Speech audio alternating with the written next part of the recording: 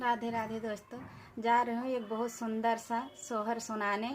आप लोग को अच्छा लगे तो लाइक करना, सब्सक्राइब करना और कमेंट करके ज़रूर बताना कैसे लग रहा है। रिमिकी झिमिकी दायो बरसे रावण ये से घर जय रावण ये से घर जाई हो। हे हो देव की जगह में बस देव का कांधैया हमरे जन्म में कांधैया हमरे जन्म में है हो। केथुआ कई भी न हो डेलरिया यार केथुआ वो हर डारो केथुआ वो हर डारो हो। हे हो केथुआ माँ कृष्णा लेटाओ गोकुला पहुँचाओ गोकुला पहुँचाओ हो।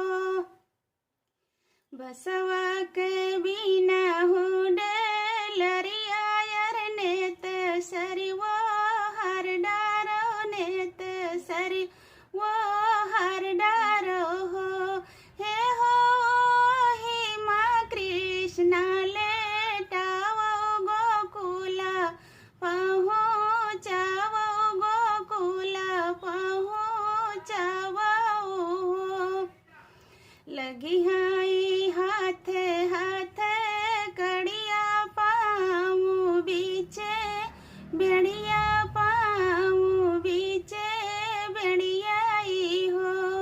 हे हो काई से का कृष्णा पहुँचाई गोकुला नगरिया यार गोकुला नगरियाई हो।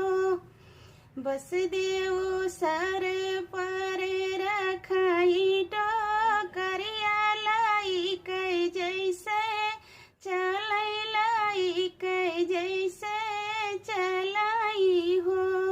रामा खोली गए हाथ हाथ कड़िया पाऊँ बीचे बेड़िया पाऊँ बीचे बेड़ियाई हो।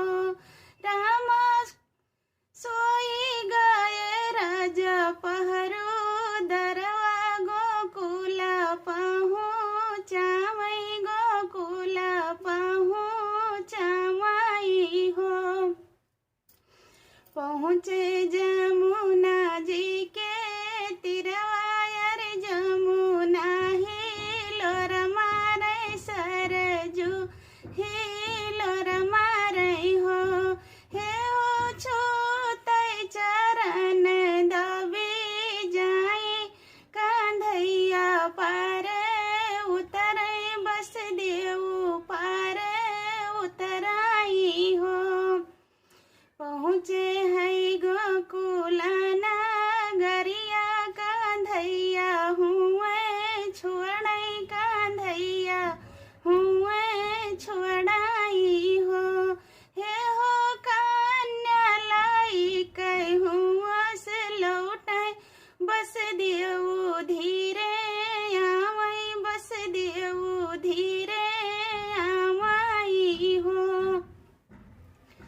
लगी गई हाथे हाथ कड़िया पाऊँ बीचे बेड़िया पाऊँ बीचे बेड़ियाई हो। हे हो जागी गए राजा पहरू दरवा गोकुला कृष्णा पहुँचाई गोकुला कृष्णा पहुँचे है हो। राधे राधे दोस्तों, आप लोग को कैसे लगे कमेंट करके ज़रूर बताना।